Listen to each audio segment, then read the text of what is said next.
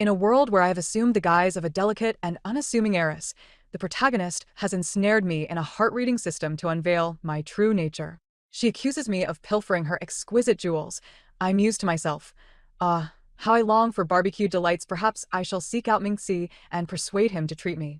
The genuine heiress raises an eyebrow in confusion. My fiancé intends to defend her honor. I remark, that watch in your possession, esteemed one, possesses a certain allure. Perhaps I shall procure a similar one for Mingxi later. My fiancé is taken aback. Subsequently, I am denounced for my ostensible air of superiority. The true heiress retorts, no, she genuinely remains indifferent. Her sole concern lies with her ruffian accomplice, Mingxi. What the onlookers deem a mere ruffian is, in truth, the heir of the Ming family, to which Mingxi responds with incredulity. What of it if my wife holds me in high regard? Upon my arrival, I found myself kneeling upon the cold marble floor of the Gu family's living room. The chill of the stone gnawed at my knees, while the air was infused with the fragrance of incense and the distinctive coolness that emanates from an opened jewelry box.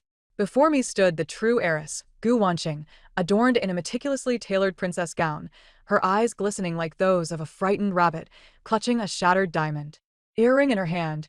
This was a limited edition piece she had recently acquired from an overseas auction, and at this moment, she accused me of stealing its accompanying necklace. Lin Wei, why would you do such a thing? Gu Wanqing's voice trembled with emotion, each word imbued with icy bitterness. My parents took you in for 15 years, and now that I have returned, you cannot tolerate my presence?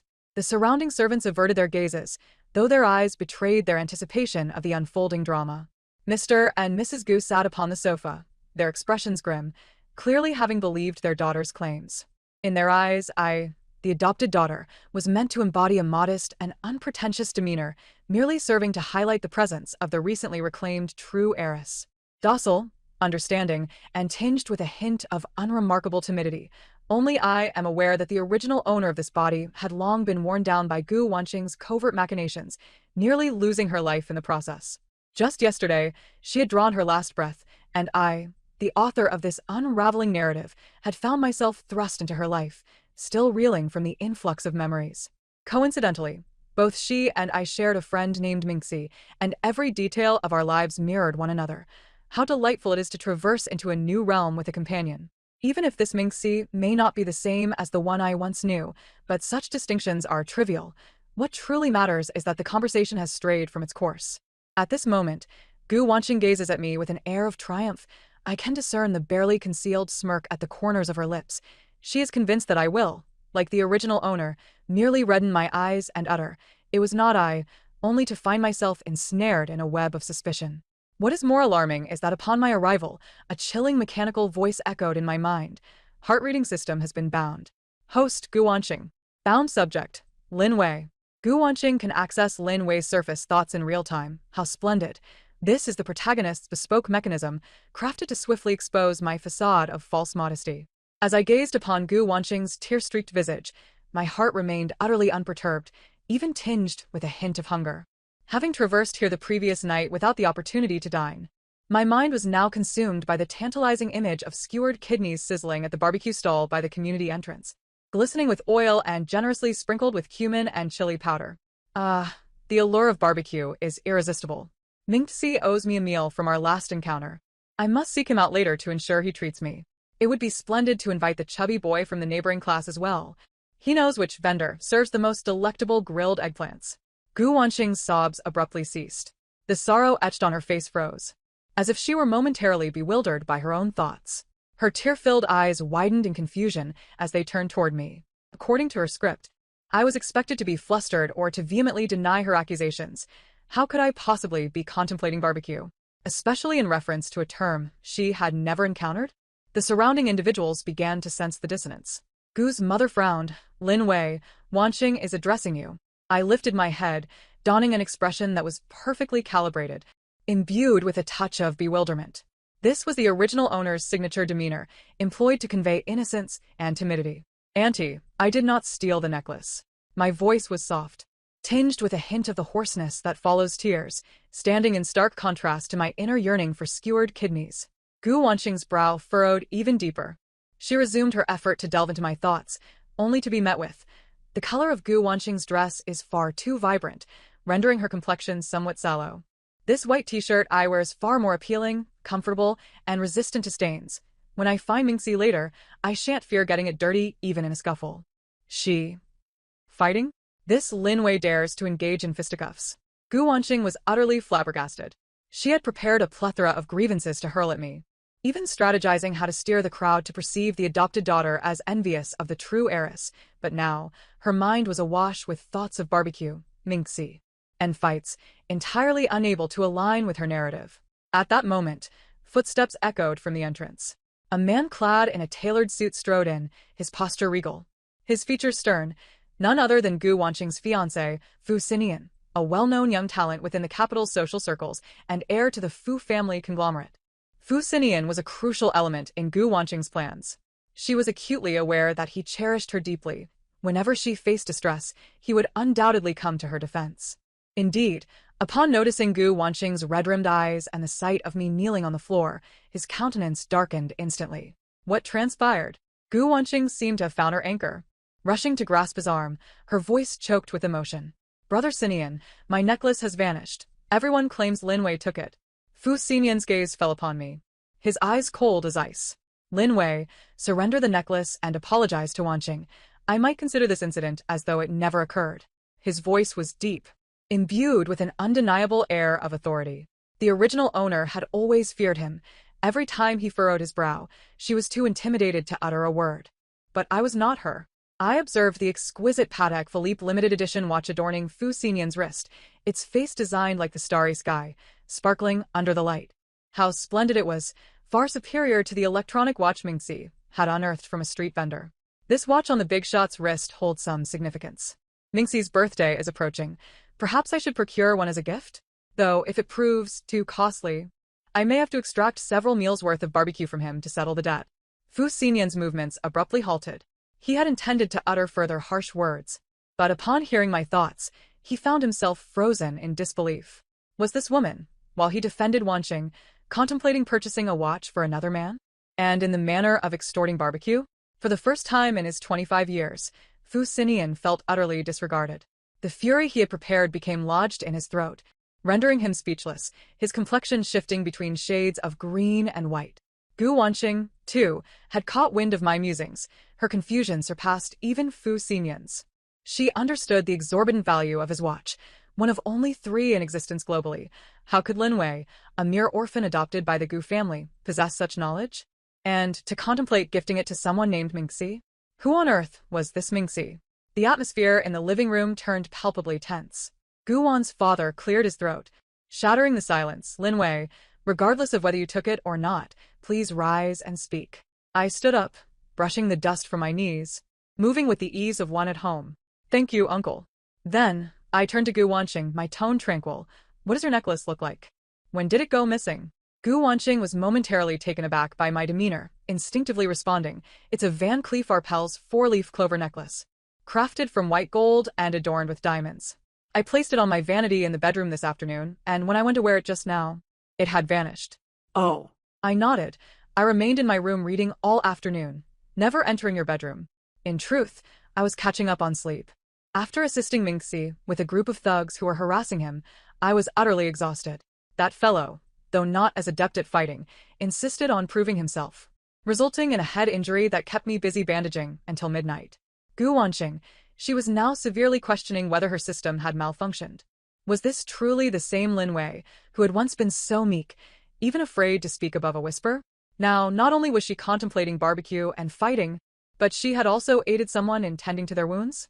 Fu Xinian had also heard my thoughts. His gaze toward me grew increasingly complex. He had always perceived Lin Wei as a docile, harmless flower, yet it appeared this flower bore thorns and might very well be a wild weed. Without evidence, how can anyone ascertain the truth of your claims? Gu Wanqing, suppressing her astonishment, endeavored to regain her composure. "There are but a few individuals in this household. If you didn't take it, could it possibly have sprouted legs and fled?" "Perhaps," I replied nonchalantly, "or maybe you should search again. It might have simply fallen somewhere. Like beneath the bed? The last time I helped Mingxi hide the game console he had secretly purchased, I stuffed it under the bed for discretion." Gu Wanqing's eyes lit up suddenly. She almost immediately turned on her heels and hastened toward her bedroom. Fu Xinian and Gu's parents exchanged glances before following her. I sauntered along behind, still contemplating. I wonder if Mingxi is free tonight. It would be best if I could arrive before the barbecue stall closes. Upon entering Gu Wanqing's bedroom, she promptly crouched down to explore beneath the bed. Within moments, she gasped, retrieving a shimmering necklace from beneath the bed. Indeed, the very one she had lost. Found it? Gu's mother exclaimed in surprise. Gu Wanqing's face shifted from crimson to pale, clutching the necklace, speechless for a prolonged moment. She had never anticipated that the necklace would truly be beneath the bed. Even more mortifying was her previous certainty that Lin Wei had stolen it. It's likely that I accidentally knocked it off, Gu Wanqing stammered, her gaze evasive, unable to meet mine. Gu's father's expression softened somewhat. His gaze toward me tinged with a hint of regret. Lin Wei, I apologize. We misjudged you. It's all right, I shook my head, my tone still placid. As long as it is found. Wonderful. Now I can hasten to find Mingxi for some barbecue. If I delay any longer, the chubby boy might be locked away at home by his parents. Gu Wanqing's heart sank further upon hearing this. She had initially intended to humiliate Lin Wei, hoping to reveal her pretentious facade, but not only had she failed, she now appeared as a foolish troublemaker. Even more perplexing was the realization that Lin Wei had never truly cared about the incident. Her focus seemed genuinely centered on that individual named Mingxi. Fu Xinian also breathed a sigh of relief, yet his gaze upon me retained an air of scrutiny. He approached me, his tone markedly softer than before. I apologize for what transpired earlier. It's no concern, I nodded, my gaze inadvertently drawn back to his watch. I still find that watch quite appealing. Mingxi would undoubtedly look handsome wearing it. Wait until I return to inquire about the model of this watch. If all else fails, I shall purchase a replica of the same style. After all, he would be none the wiser.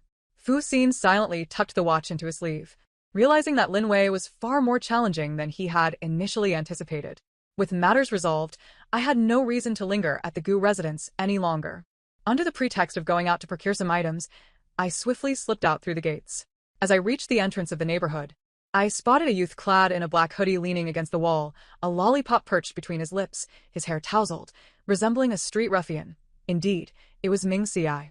Why have you only just arrived? Mingxi inquired, removing the lollipop from his mouth and raising an eyebrow.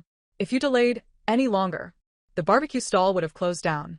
I was held up by trivial matters, I replied, approaching him and giving his arm a light pat. Has the injury on your head healed? It's perfectly fine now. He waved dismissively, just a minor scrape, akin to a mere itch. I knew he was putting on a brave front. That day, he had been cornered in an alley by a group of 7 or 8 individuals. Yet he managed to endure until I arrived to assist him, resulting in a cut on his forehead that required 3 stitches. Let us go, then time for barbecue, I said, pulling him towards the stall. Today you shall treat. Why is it always me? He grumbled, but obediently followed. Last time, you claimed you were on a diet. Yet you snatched half a dozen skewers from me. That was a debt you owed me, I retorted with a huff. Who told you to engage in a fight without me? That was my own affair. Your affairs are my affairs. We exchanged banter until we reached the barbecue stall. Upon seeing us, the owner greeted with a smile. Xiao Wei, Xiao Ci. The usual today? Indeed, I nodded. Please add extra spice. And let us have 10 skewers of kidneys and 2 skewers of grilled eggplant, with plenty of garlic. Mingxi chimed in, and a large grilled leg of lamb, please. Do you think you can finish it? I shot him a disbelieving glance. Rest assured, I have reinforcements, he whistled, and soon a plump boy dashed over, just the one I had been thinking of, Xiao Peng. Hello, Wei Jia. Xiao Peng greeted with a beaming smile. Hello, I acknowledged, finding a table to sit at. Watching Mingxi and Xiao Peng haggle with the owner, I suddenly felt that being in this world might not be so dreadful after all. At the very least, there was barbecue to enjoy and company to share it with. In her own bedroom, Gu Wanqing clutched the necklace she had recovered, her expression grim. The mind-reading system was still operational, allowing her to clearly hear Lin Wei's thoughts, mostly concerning barbecue, Mingxi, and how to snatch Xiao Peng's skewers. Mingqi, Gu Wanqing murmured, her gaze filled with confusion and a hint of resentment. She could not fathom how Lin Wei could associate with someone who appeared so unruly. Even more perplexing was Lin Wei's apparent indifference to the Gu family's opinions and her status as the legitimate daughter, only caring for that Mingxi. This could not stand. She was determined to uncover who Mingxi truly was and to find leverage against Lin Wei. revealing to all that she was far from the demure girl she pretended to be. Clenching her fists, a glimmer of resolute ambition flashed in her eyes. Meanwhile, I was savoring a sizzling skewer of grilled kidneys, my sole thought being, delicious. The following day, I attended school. Gu Wanqing and I were enrolled in the same private high school, albeit in different classes. The original occupant of this body had been quite the invisible presence, average in grades, introverted in nature, and devoid of friends. However, with my arrival, it was clear that being invisible was no longer an option, at least not in Gu Wanqing's eyes. Upon entering the classroom, I felt several pairs of curious eyes upon me. It was evident that Gu Wanqing had, intentionally or not, shared a bit about me with her clique, suggesting that I was suspected of theft. Sure enough, as soon as I sat down, a girl in front of me turned around, feigning concern as she asked, "Lin Wei, I heard there was an incident at the Gu household last night?" I glanced at her, Li Shui, one of Gu Wanqing's devoted followers. Another one of Gu Wanqing's people. Not worth my time. I should be pondering what to have for lunch. Ming Ci mentioned a new spicy hot pot place has opened at the back gate of the school, supposedly quite delectable. At this moment, Gu Wanqing was in the adjacent class, listening to my thoughts through the system, unable to suppress an eye roll. Even now, I was thinking about food. Seeing my silence, Li Shui continued, "I heard from Wanqing that she lost a very expensive necklace. Everyone is saying you took it, Lin Wei. How could you do such a thing? The Gu family has taken care of you for so many years. How could you repay their kindness with ingratitude?" Such words were quite harsh. The surrounding students turned their gazes towards me, their expressions a mix of curiosity and disdain. I set my book down, meeting Li Shui's gaze with calm composure. "The necklace has been found. It was under her bed." "Ah? It's been found?" Li Shui was momentarily taken aback, clearly not expecting this outcome. "Yes." I nodded. Perhaps she accidentally knocked it off herself. In truth, I suspected she had hidden it herself to frame me, but it mattered little. I hadn't stolen it. She could think whatever she pleased. I was merely curious if the hot pot would be spicy, as Ming Ci couldn't handle too much heat. I would need to ask the owner to go easy on the chili. Gu Wanqing, overhearing this from her classroom, was so furious she nearly crushed her pen. Lin Wei even suspected it was her own doing? Was this how she perceived me? And again with Ming Ci. How much did she care for that ruffian? Li Shui, momentarily silenced by my retort, turned back around. The other students, seeing the lack of entertainment, also diverted their attention. Just as I was about to resume my reading, my phone vibrated with a message from Ming Ci. "See you at the usual place for lunch. I'll treat you to hot pot." I responded with an affirmative, a smile involuntarily gracing my lips. This scene was perfectly witnessed by Gu Wanqing, who, upon seeing me smile at my phone, felt an alarm go off in her mind. She quickly focused on deciphering my thoughts. Ming Ci seems to have a good conscience after all. But has his allowance increased again? Last time, he lamented about being broke. Yet now he invites me to hot pot. Surely, he isn't even getting into fights for money again? I must ask him later. Gu Wanqing, fighting for money? This Ming Ci is truly no good. How could Lin Wei associate so closely with him, effectively leading her down a path of ruin? The more she pondered, the more infuriated she became, prompting her to seek out Fu Xin. Coincidentally, Fu Xin was at the school today to handle some matters, being one of the school's board members. When Gu Wanqing found him, he was in his office reviewing documents. "Brother Xin." Gu Wanqing stormed in, visibly agitated. Fu Xin looked up, amused at her flustered demeanor. "What's the matter? Who has angered you this time?" "Who else but Lin Wei?" Gu Wanqing took a seat across from him and recounted her overheard thoughts, embellishing them as she went. She's not behaving at school at all. Associating closely with a ruffian named Ming Ci, who even fights for money. "Brother Xin, don't you think that's outrageous?" Fu Xin listened, his brow furrowing slightly. He recalled Lin Wei wanting to buy a watch for Ming Ci and her thoughts on fighting, feeling a degree of disapproval. "Do not be too upset," he reassured her. "Lin Wei is, after all, a member of the Gu family. Her nature may not be inherently bad, merely misguided in her choice of friends. I will have a word with her when I have the chance." "A word? This is hardly something that can be resolved with mere words." Gu Wanqing insisted. "Brother Xin, you have no idea how excessive she truly is. She clearly doesn't care how others perceive her.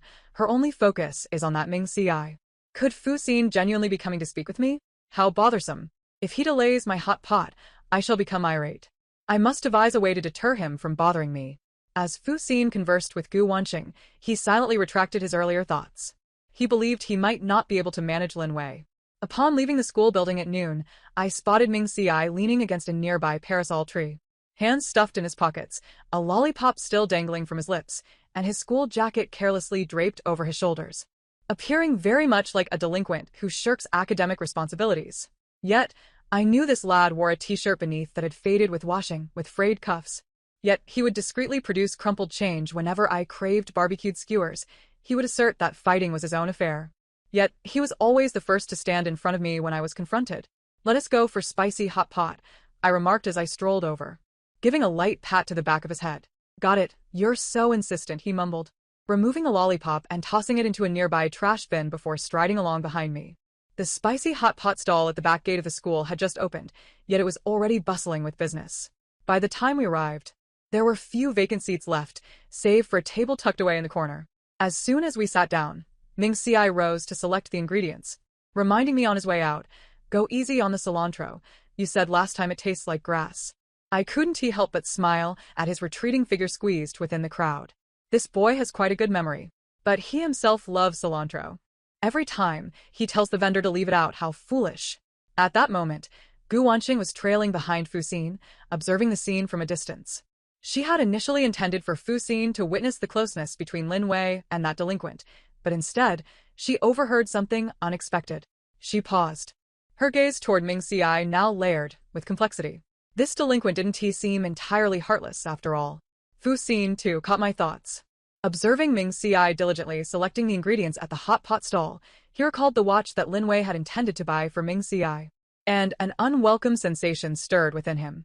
"Brother Xin, look at them." Gu Wanqing tugged at Fu Xin's sleeve, her tone laced with displeasure.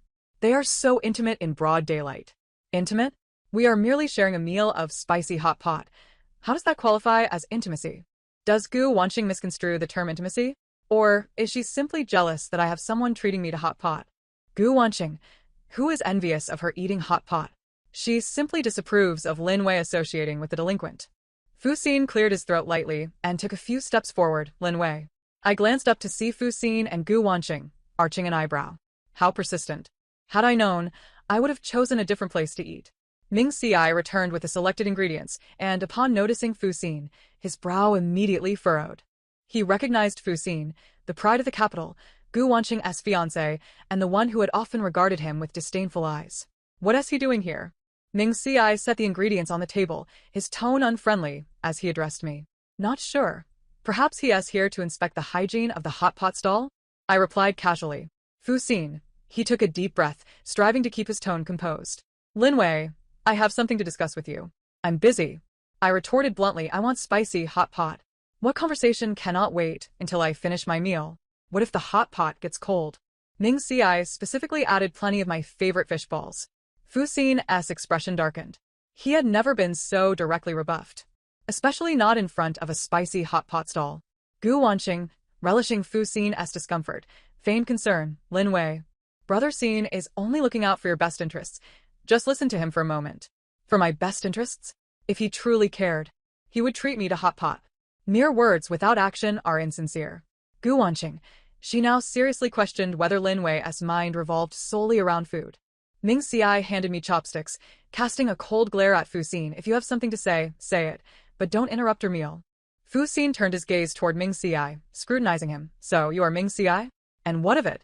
Ming Si retorted defiantly. Two equally remarkable youths faced off, one exuding a cool, noble air, while the other radiated rebelliousness, making the atmosphere around them seem almost suffocating. The hot pot stall owner watched in astonishment, inching closer to see if a fight would break out. "Could you please not obstruct my reach for the fish balls? If I don't eat soon, Ming Si will snatch them." My thoughts broke the tense atmosphere like a stone shattering glass. Both Fu Xin and Ming Si turned to me, only to find me stretching my arm, desperately reaching for the fish balls in the pot, chanting, "Ming Si, don't move. That's mine." Ming Si, he silently withdrew his chopsticks that had been reaching for the fish balls. Fu Xin, he suddenly found his earlier earnestness somewhat amusing. Gu Wanqing, overhearing my thoughts, was rendered speechless. To her, the palpable tension seemed to be merely a fish ball snatching contest in Lin Wei's eyes. "Forget it," Fu Xin conceded. "I merely wish to advise you to keep your distance from certain unsavory individuals. It would benefit you." As he spoke, his gaze pointedly drifted toward Ming Si. Ming Xi's expression darkened instantly. Who are you calling unsavory? Whoever takes offense is guilty, Fu Xin replied coolly. You're asking for trouble. Ming Xi abruptly rose. Fists clenched. Ming Xi, I grasped his arm, shoving a fishball into his mouth. Don't stoop to his level. Just eat the fishball. With the fishball in his mouth, Ming Xi glared at Fu Xin but refrained from making a move. I turned to Fu Xin, my tone steady. Mr. Fu, I do not need others dictating my friendships. Moreover, Ming Xi is not an unsavory person. He is far better than many hypocrites. Like you. I heard last time you resorted to underhanded tactics to secure a project. Although it was a business maneuver, it was rather dishonorable. Fu Xin's expression shifted abruptly. He had executed the underhanded tactic with utmost discretion. How could Lin Wei possibly know? He cast a deep glance at me, then at Ming Xi, said nothing further, and turned to leave. Gu Wanqing hurriedly followed him, not forgetting to hear my thoughts as she departed. Finally, he has gone. Ming Xi, hurry and eat. The hot pot will cool down. By the way, here's a quail egg for you. You mentioned wanting to eat it yesterday. Gu Wanqing observed Ming Xi obediently devouring the quail egg I had handed him. His demeanor softened, contrasting sharply with his usual rebelliousness, stirring an unexpected feeling within her. She had always believed Lin Wei was merely putting on an act, but now it seemed that Lin Wei genuinely trusted Ming Xi. And Ming Xi also appeared to care deeply for Lin Wei. Brother Xin, wait for me. Gu Wanqing rushed to catch up with Fu Xin. Fu Xin's expression remained grim. He was unsettled by Lin Wei's mention of him being hypocritical and her awareness of his underhanded tactics, leaving him feeling quite uncomfortable. That Ming Xi is no ordinary character, Fu Xin suddenly remarked. Huh? Gu Wanqing was taken aback. He's just a delinquent. What is so special about him?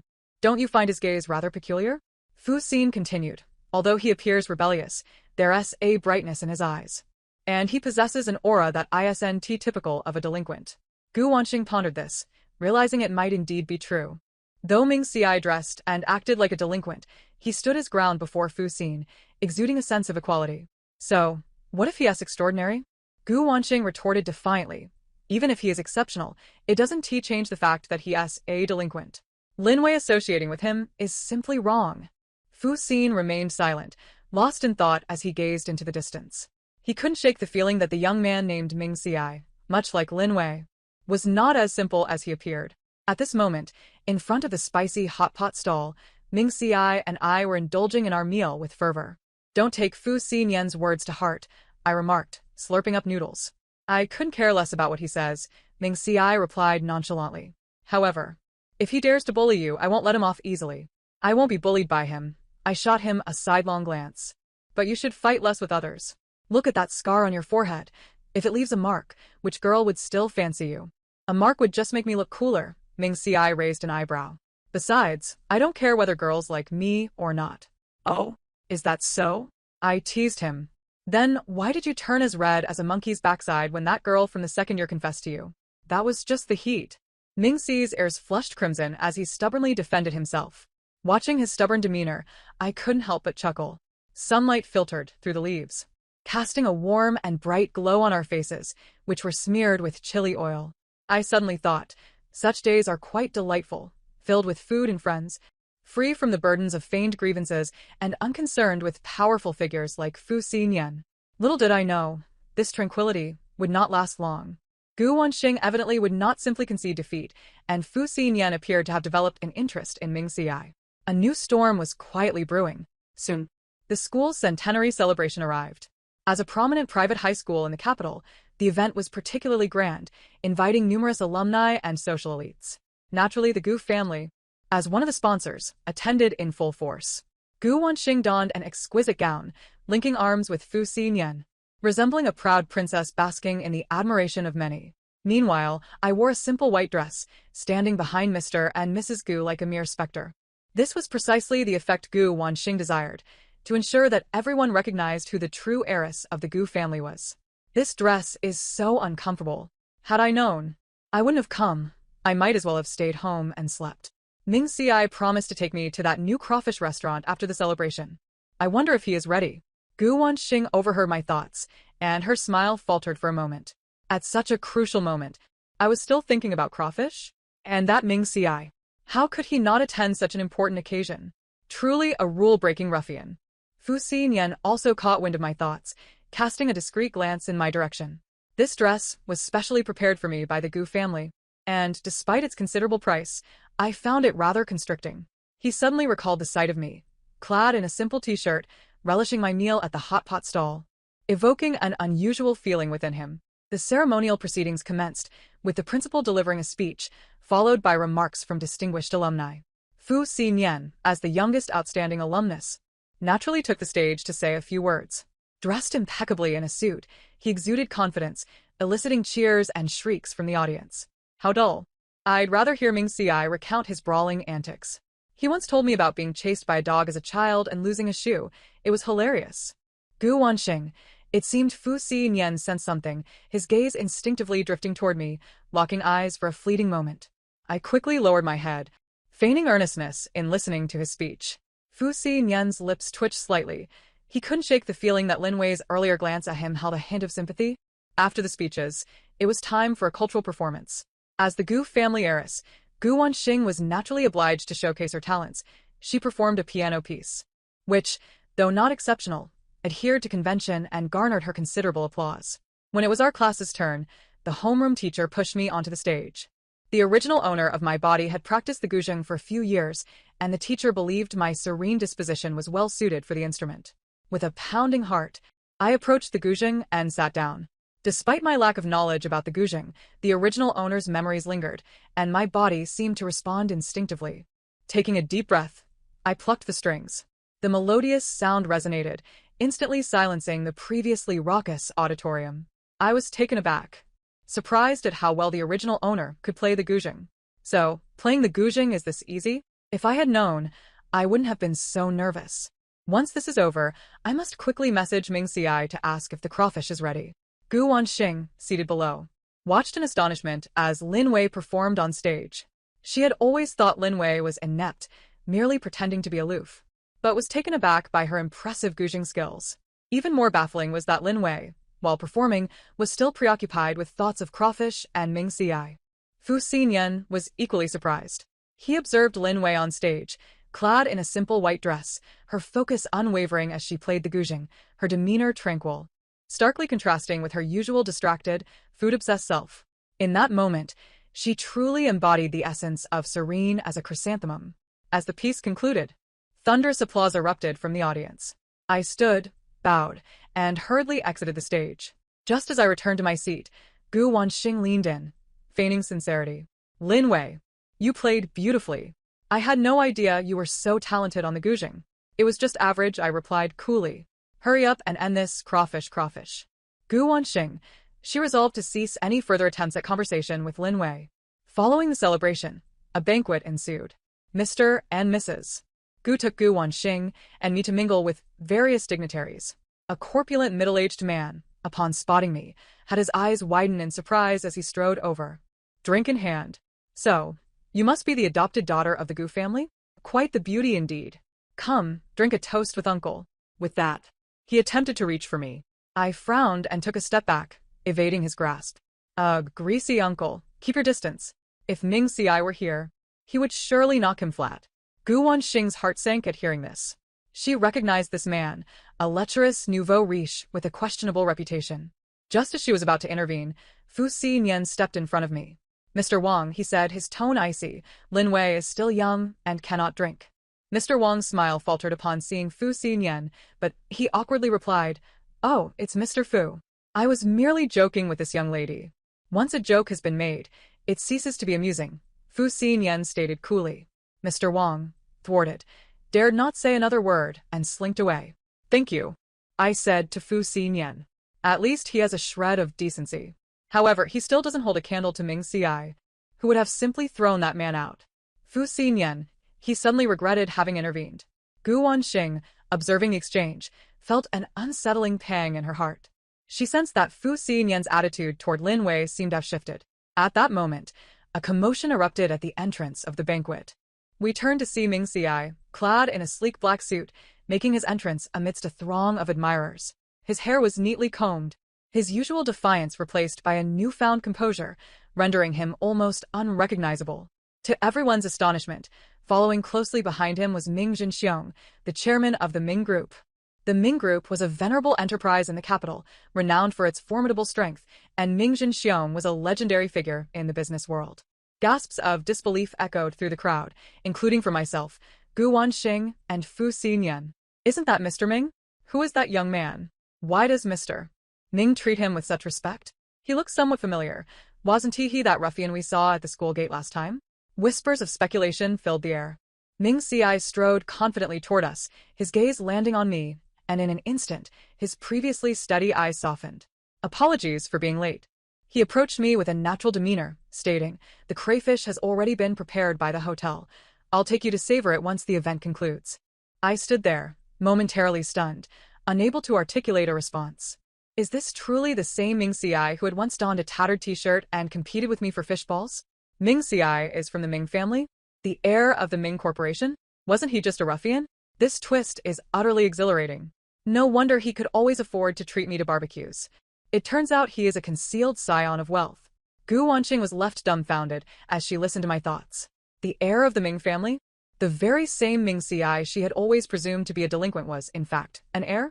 This was the illustrious Ming family, one with a heritage even more profound than the Fu family. Fu Xinyan was equally taken aback, his gaze fixed on Ming Xi, filled with astonishment and disbelief. He finally comprehended why he had sensed something extraordinary about Ming Xi. The aura he exuded was not that of a mere ruffian, but rather the refined aloofness cultivated within a prestigious family from a young age. Gu's parents were utterly flabbergasted, never having dreamed that their unassuming foster daughter was acquainted with the heir of the Ming family. Ming Jinxiong approached, regarding me with a gentle smile. "You must be Xiao Wei. I often hear Xiao Ci speak of you." "Hello, Ming Dong," I stammered. "No need for such formality. Just call me Uncle Ming," he replied with a smile. "Xiao Ci has been spoiled by us. If he ever misbehaves, please bear with him." The child he referred to as spoiled was none other than the one who had jostled with me for spicy hot pot and had been chased by a dog during a brawl. Ming Xi cleared his throat beside me. "Grandfather, please don't say any more." Ming Jinxiong chuckled, patting his shoulder, and ceased his words. The gazes of those around me shifted dramatically, from previous indifference and disdain to astonishment, envy, and even a hint of flattery. Gu Wanqing observed the scene, her heart a tumult of emotions. She had longed to expose Lin Wei's true nature and humiliate her, yet it seemed she was the one who ended up embarrassed. The ruffian she had always looked down upon turned out to be the heir of the Ming family, while Lin Wei had long been deeply intertwined with him. Ming Xi's identity detonated like a bomb, erupting amidst the festivities of the school celebration. Those who had previously clustered around Gu Wanqing and Fu Xinyan gradually gravitated towards me, their faces adorned with eager smiles, chattering animatedly. "Miss Lin is truly fortunate to have known young Master Ming for such a long time. I always sensed Miss Lin's extraordinary demeanor. She is certainly not an ordinary person. In the future, please speak highly of us in front of young Master Ming." The sudden shift left me bewildered, and all I could do was smile awkwardly, mentally reflecting, these people change their demeanor far too swiftly. Just a moment ago, they looked at me with disdain. Now, they are so cordial. Indeed, the crayfish is reliable. It doesn't alter its nature based on who I am. Gu Wanqing, absorbing my thoughts, felt a deep sense of discontent. She watched as those around me fawned over me, then glanced at the diminishing attention on her side, for the first time doubting her own plan. She had intended for Lin Wei to be embarrassed. Yet it was Lin Wei who had become the focal point of the event. Fu Xinyan, observing me surrounded by admirers, wore a complex expression. He recalled his earlier condescension towards Ming Xi, recalling how he had labeled him as a man of dubious character, and felt the rush of heat to his face. It suddenly dawned on him that he had fundamentally misjudged both Lin Wei and Ming Xi. Clearly, Ming Xi was not fond of such attention. He frowned and stepped forward, discreetly shielding me behind him as he addressed the crowd coldly. "If you have matters to discuss, do so without encircling her." His tone was not harsh, yet it carried an innate authority. The crowd fell silent, retreating a few steps awkwardly. Ming Jinxiong observed with a glimmer of amusement in his eyes, quite pleased with his grandson's protective nature. "Let us take our leave," Ming Xi murmured to me, his tone returning to its customary gentleness. "All right," I nodded, finally exhaling in relief. Ming Xi exchanged a brief greeting with Ming Jinxiong before guiding me towards the exit. As we passed by Gu Wanqing and Fu Xinyan, he paused, glancing at Fu Xinyan and coolly advising, "Stay away from her in the future." Fu Xinyan's expression shifted, yet he offered no rebuttal. Gu Wanqing watched Ming Si escorting me away, her heart constricted as if obstructed by an unseen force. Finally, we can indulge in crayfish. Ming-chi. Is the crayfish at your hotel sufficiently spicy? I want it extra hot. Gu Wanqing. She now comprehended fully. Whether Ming Si was a ruffian or the heir of the Ming family, in Lin Wei's eyes, he merely appeared to be the one who could accompany her in enjoying barbecues, spicy hot pot, and crayfish. Once seated in Ming Si's car, I could no longer suppress my curiosity. Are you truly the heir of the Ming family? Yes, Ming Si affirmed, nodding as he drove. I didn't tell you earlier because I feared it might burden you. What burden could it possibly be? You are the heir of the Ming family. While I am merely a fake daughter of the Gu family, neither of us should look down upon the other. My words elicited a laugh from Ming Si. You make a valid point. However, I shifted the subject. Why do you always pretend to be a ruffian? Engaging in fights, making me genuinely believe you're a troubled youth. It's not an act. Ming Si's gaze darkened. I truly dislike the life of the Ming family. Their rules are too confining. Fighting with them is actually, he paused, leaving the thought unspoken. I chose not to press further. Everyone harbors their own secrets. He would share when he was ready. By the way, I recalled something. Your grandfather just mentioned that you often speak of me? What have you told him about me? Ming Si's ears flushed. I didn't say much, just that you are my friend. Really? I regarded him with skepticism. Indeed, he hastily diverted the topic. We're almost there. The crayfish will definitely be spicy. Witnessing his flustered demeanor, I couldn't help but chuckle. The crayfish at the Ming family hotel lived up to its reputation, spicy and aromatic, leaving me drenched in sweat, exclaiming in satisfaction. Ming Si, though not particularly fond of spicy food, accompanied me in indulging, his lips turning a vibrant red from the heat. If you can't handle it, don't eat. I pushed a cup of iced drink towards him. I'm fine. He took a sip of the drink. As long as you enjoy it. Observing his earnest expression, my heart skipped a beat. Is Ming Si becoming somewhat handsome? No, he is my little brother. I cannot entertain such thoughts. It must be the crayfish's spiciness muddling my brain. Although Ming Si could not hear my thoughts, he seemed to sense my unusual demeanor, regarding me with curiosity. What is wrong? Nothing. I hastily lowered my head, pretending to focus on the shrimp. We savored the crayfish for quite some time, and by the time we emerged, night had fallen. Ming Si drove me home, stopping the car at the entrance of the Gu family villa. Thank you for the crayfish today, I expressed. You're welcome, he replied, looking at me. If you ever want to eat something, just let me know. All right, I nodded, opening the car door to exit. Lin Wei, he suddenly called out to me. I turned to look at him. During the school celebration, when you played the guzheng, you looked stunning. His eyes sparkled, like stars had fallen within them. My cheeks flushed instantly. Oh, really? Thank you. After uttering the words, I almost fled the car, rushing into the villa. Once in my room, my heart raced uncontrollably. Leaning against the door, I touched my warm cheeks, my mind a whirlwind. I seemed to have developed different feelings for Ming Si. This sensation was something I had never experienced before. The following day at school, the dynamics of my relationship with Ming Si appear to have taken on a subtle shift. He still waits for me to have lunch together, still brings me snacks. But the way he looks at me seems to carry a hint of something more. And I, unable to resist, often steal glances at him, my face flushing whenever our eyes meet. Gu Wanqing observes all of this, her heart growing increasingly restless as she listens to my chaotic thoughts through the system. Ming Si's white shirt today is truly remarkable, far more appealing than yesterday's suit. He looked so handsome while playing basketball just now. That three-pointer was spot on. Could he possibly like me too? Surely not. We are good friends after all. Gu Wanqing feels as though Lin Wei's thoughts are driving her to madness. Initially, she intended to use the system to unveil Lin Wei's true nature, but now, she finds herself a mere witness to the burgeoning bond between Lin Wei and Ming Si. What frustrates her even more is that Fu Xinian seems increasingly attentive towards Lin Wei. He finds excuses to discuss studies with her. He discreetly passes her notes when she struggles to answer questions posed by the teacher. He even picks out the cilantro she dislikes from her bowl in the cafeteria. Is Fu Xinian unwell? Why is he always following me? Doesn't he fancy Gu Wanqing? Why is he meddling with my cilantro? I can handle it myself. How intrusive. Gu Wanqing, upon hearing this, feels a wave of discomfort wash over her. She approaches Fu Xinian, wanting to clarify his intentions.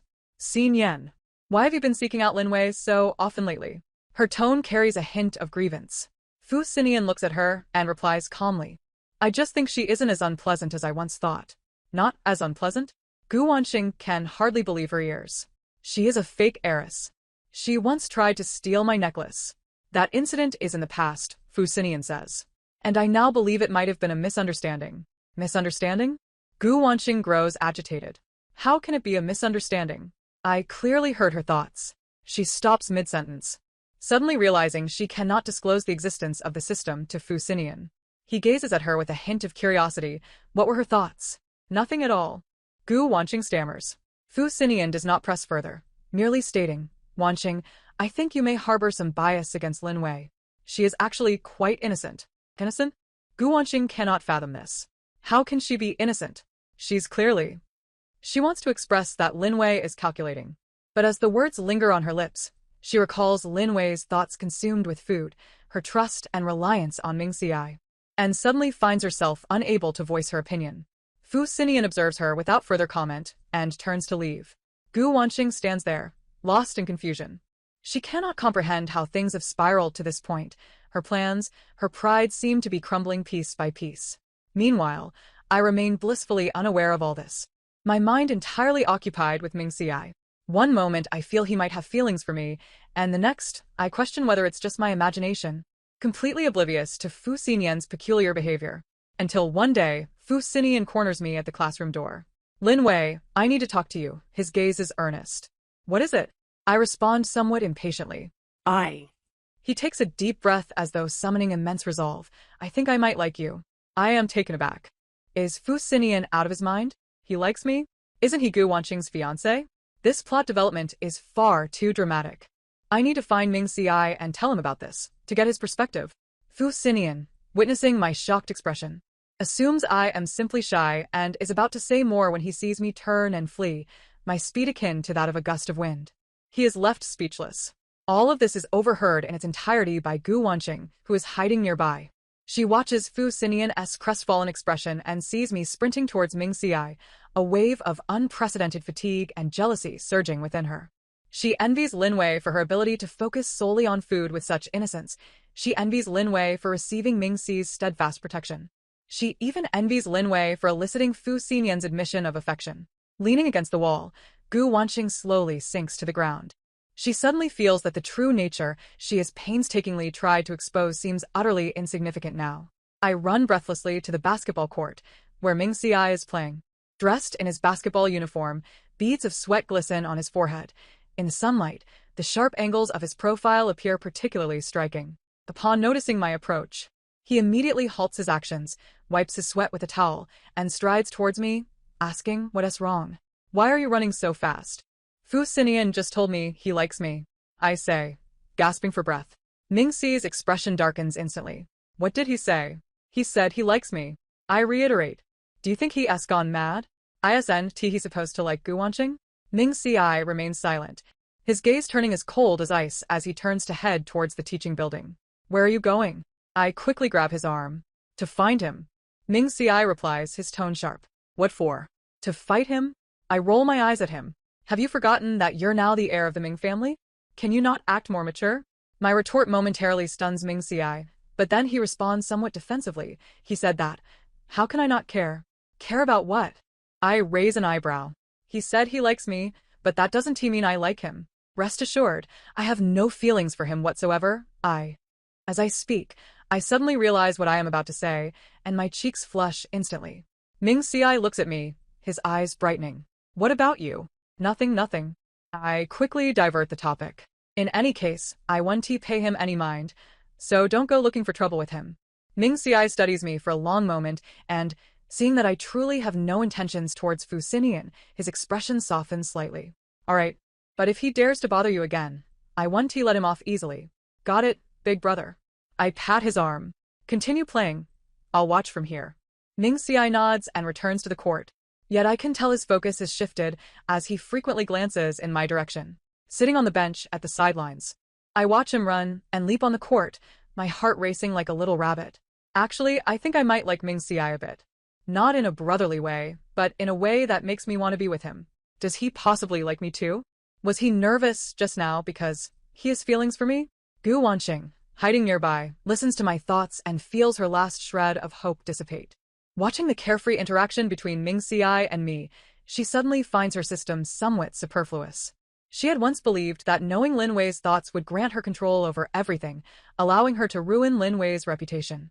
But now she feels like an outsider, watching Lin Wei and Ming Xi's relationship blossom while she is powerless to intervene. What troubles her even more is the oddity of her system. Lately, there are times when she cannot hear Lin Wei's thoughts, or the thoughts she does hear are fragmented, as if the signal is poor. System, what is wrong with you? Gu Wanqing inquires within her mind. System operating normally, no anomalies detected. The cold mechanical voice responds. Yet Gu Wanqing cannot shake the feeling that something is amiss. Especially when Lin Wei and Ming Xi are together, the system's signal seems particularly weak. Unbeknownst to her, the system's irregularities stem precisely from the deepening of my feelings for Ming Xi. The system can only capture surface thoughts, and when my emotions become profound and sincere, those buried sentiments become impervious to its grasp. Fu Xinian, undeterred by my rejection, persists in his pursuit. He continues to craft various excuses to appear before me, delivering breakfast, reserving seats, and even approaching with a tray while I dine with Ming Xi. Each time Ming Xi lays eyes on him, his expression darkens considerably. Had I not intervened, a confrontation would have surely ensued. Does Fu Xinian not comprehend human speech? I have expressly stated my disinterest, so why does he persist in following me? He disrupts my meals with Ming Xi. Besides, the breakfast he prepares pales in comparison to the soy milk and deep-fried dough sticks Ming Xi buys for me. Ming Xi looks particularly handsome today, especially when he frowns. He exudes such masculinity. Gu Wanqing, listening to this, felt her head spinning. Her daily routine now consisted of hearing Lin Wei's complaints about Fu Xinian while she swooned over Ming Xi. Unable to contain herself any longer, she sought out Fu Xinian. Brother Xinian, please refrain from pursuing Lin Wei any further, Gu Wanqing said, her tone weary. She does not harbor feelings for you. Her affections lie with Ming Xi. Fu Xinian's expression shifted slightly. How do you know? I can see it. Gu Wanqing replied vaguely, unable to divulge the intricacies of the system. Their bond is too strong. You should withdraw. Fu Xinian fell silent. He too had noticed the stark contrast in Lin Wei's gaze when she looked at Ming Xi compared to when she regarded him. The joy and dependence reflected in her eyes were sentiments he had never experienced. I understand, Fu Xinian's voice was subdued. I apologize, Wanqing, for putting you in this position. Gu Wanqing shook her head. It's nothing. Suddenly, she realized that her feelings for Fu Xinian had waned. Once, she believed he was perfect for her, but now, witnessing his despondence over Lin Wei left her surprisingly indifferent. Perhaps she was merely enamored with Fu Xinian's status as a prominent figure in the capital and the aura he brought along. Having reached this understanding, Gu Wanqing felt a sense of relief wash over her. She gazed at Fu Xinian's forlorn figure and silently wished, "May you find someone who truly loves you." With that, she turned to leave. She resolved to no longer involve herself in Lin Wei and Ming Xi's affairs, nor to rely on that system any longer. It seemed the system sensed her change of heart, as a mechanical voice echoed. Host was changed. The system will unbind within 24 hours. Gu Wanqing paused momentarily, then smiled. Unbinding was a welcome prospect. She could finally return to her true self. Meanwhile, I remained oblivious to all of this, preoccupied with another dilemma. Ming Xi appeared to be teetering on the edge of confessing his feelings for me. He would hesitate when driving me home, steal glances while buying snacks, and jerk away as if shocked whenever our hands accidentally brushed, his ears turning crimson for quite some time. I was in a state of agitation, yet too shy to take the initiative. Ming Xi, why don't you just say it? Do you like me or not? If you don't speak up soon, I won't wait any longer. No, a girl must maintain her composure. Perhaps I should wait a bit longer. Maybe he will confess tomorrow? Just when we were both anxiously testing each other's feelings, a crisis befell the Gu family. A project my father invested in had failed, leading the company to the brink of bankruptcy. My mother wept incessantly, while my father's hair turned gray from worry. Though Gu Wanqing had just come to terms with certain matters, witnessing her family's plight filled her with anxiety. How could the Gu family suddenly face bankruptcy? This plot twist wasn't mentioned in the original story.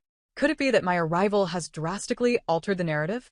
Though my parents have never treated me poorly, they have not been overly kind either. Now that they are in trouble, I cannot turn a blind eye. Ming Xi's family must have some influence. Should I seek his assistance? But would that make him feel I'm exploiting him? Having resolved to distance herself from my affairs, Gu Wanqing was taken aback by her own thoughts. She hadn't anticipated Lin Wei's willingness to help the Gu family. Seeing me frowning with concern, she suddenly felt that she had misjudged Lin Wei. Lin Wei was not falsely lofty. She simply lived authentically. After a moment's hesitation, Gu Wanxing approached me. Lin Wei, I know you're worried about your family situation. I was taken aback, not expecting her to initiate a conversation. Yes. In fact, I know who is behind this. Gu Wanxing continued. Who? I asked urgently. It's that general manager Wang from before. Her tone was laced with suppressed anger. My father had previously collaborated with him on a project, but they fell out due to differing ideologies. He has harbored resentment ever since, and this time he deliberately spread false information, sabotaging my father's investments and colluding with other companies to withdraw their funding, which caused the financial chain to collapse. Suddenly, everything made sense. No wonder the Gu family faced such sudden turmoil. Someone was indeed scheming behind the scenes. That general manager Wang was the same greasy uncle who had attempted to make advances at me during the school anniversary banquet. What a despicable person. Ming Ci must have a way to deal with him. I need to seek his help, but I must ensure he doesn't feel I am taking advantage of him. I need to devise a plan that aids the Gu family without placing undue pressure on him. Gu Wanxing, listening to my thoughts, felt a wave of complexity wash over her. She hadn't expected Lin Wei to be so willing to help, nor to think so thoroughly. Actually, Gu Wanxing hesitated before speaking. You could ask Ming Ci for assistance. The Ming family wields significant influence in the business world. If he were to intervene, General Manager Wang would certainly think twice before acting brazenly. I regarded her with surprise. You don't oppose this? What good would opposition do? Gu Wanxing sighed lightly. The priority now is to resolve the crisis facing your family. Besides, I know you're not the type to exploit others. Her words warmed my heart unexpectedly. Despite her previous antagonism, Gu Wanxing seemed to possess a fundamentally good nature. Thank you, Wanxing, I said sincerely. Gu Wanxing paused, then awkwardly replied, What are you thanking me for? I'm doing this for the Gu family as well. I smiled and said nothing more, turning to seek out Ming Ci. When I found Ming Ci, he was engrossed in documents. Upon noticing my presence, he immediately set them aside and inquired, What's wrong?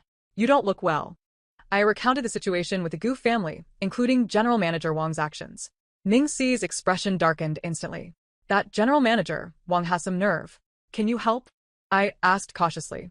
If it's too much trouble, I can find another way. It's not troublesome.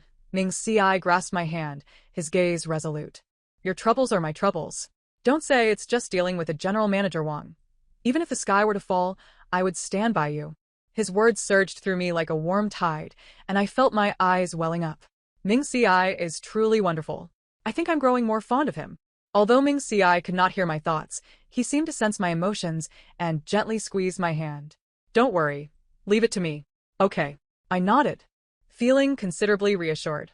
Ming Ci was remarkably efficient. The very next day, General Manager Wang proactively reached out to my father, not only apologizing but also promising to compensate for the Gu family's losses. He even retracted his pressure on other companies.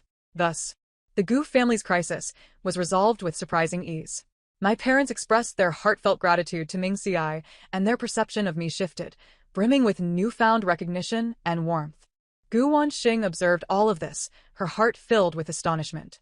She had never anticipated that the person she had endeavored to undermine would ultimately become the Gu family's savior. System unbinding countdown 1 hour. The cold mechanical voice resounded in Gu Wanxing's mind. She took a deep breath, feeling no trace of reluctance. During this period, she had listened to an overwhelming number of Lin Wei's thoughts through the system, gaining clarity on many people and events. She realized that true happiness is not something to be calculated, but rather something to be earned through one's own efforts. She resolved to live independently from now on, no longer casting a shadow on others or harboring jealousy towards Lin Wei. At the moment of the system's disconnection, Gu Wanxing suddenly felt a wave of lightness wash over her. She gazed at me, who was conversing with Ming Ci nearby, and a genuine smile graced her lips. Meanwhile, I was discussing weekend plans with Ming Ci. How about we go watch a movie this weekend? There's a new romantic film out that I've heard is quite good. I suggested. Sounds great, Ming Ci replied with a smile. After the movie, let us indulge in your favorite barbecue.